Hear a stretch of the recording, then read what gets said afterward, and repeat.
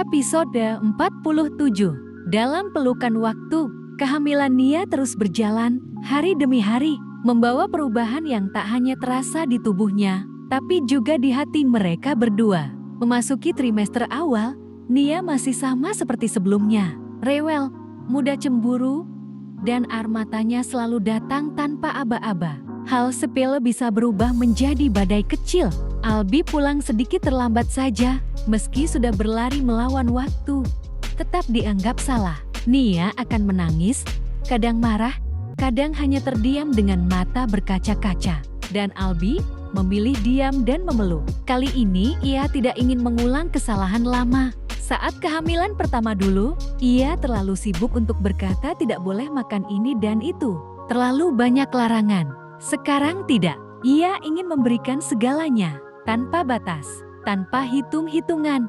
Jika Nia ingin makan sesuatu di tengah malam, Albi bangun. Jika Nia tiba-tiba ingin dipeluk karena dadanya terasa sesak, Albi membuka lengannya. Jika Nia marah karena hal yang bahkan ia sendiri tak mengerti alasannya, Albi menerimanya. "Mas cuma telat sedikit," ucap Albi suatu malam, suaranya lelah.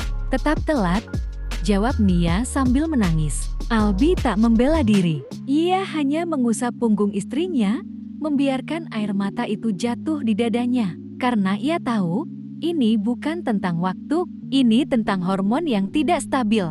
Dan rasa takut kehilangan yang masih tinggal di hati Nia. Waktu terus bergerak. Memasuki trimester kedua, Nia mulai berubah. Tubuhnya lebih stabil, emosinya perlahan tenang. Kerawelannya masih ada, keinginannya akan makanan tertentu masih muncul, tapi tidak lagi seintens dulu.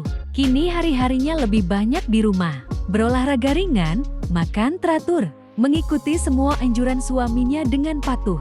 Dan satu hal yang paling sering ia minta kini, hanya satu, "Kamu di sini aja ya, Mas. Tak perlu bicara, tak perlu apa-apa." Kadang Nia hanya ingin bersandar di dada Albi, mendengarkan detak jantungnya.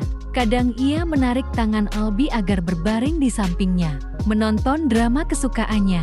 Ia bisa tertawa kecil, lalu tiba-tiba menangis karena adegan sedih. Albi selalu ada, membelai rambutnya, mengelus perut yang kini mulai membulat. "Sayang, ini Papa," bisik Albi pelan. "Nanti kalau kamu lahir, Papa yang akan kenalin kamu sama dunia ini dan menuntunmu pelan-pelan." Nia menatap suaminya dengan mata berkaca-kaca. Ia tak berkata apa-apa, hanya menggenggam tangan Albi lebih erat.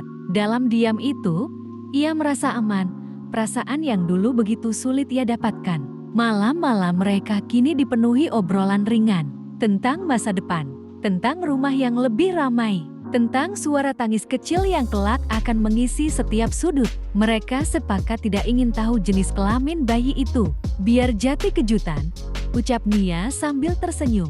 "Putra atau putri, Mas akan sangat mencintainya," jawab Albi mantap. Dan setiap kali membicarakan itu, mata Albi selalu berbinar.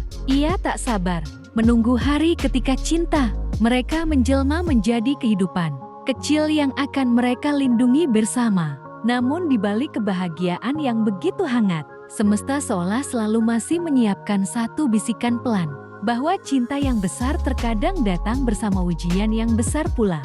Namun karena mereka kini bahagia, dan cinta mereka semakin dalam, gangguan seperti apapun akan bisa mereka lewati bersama.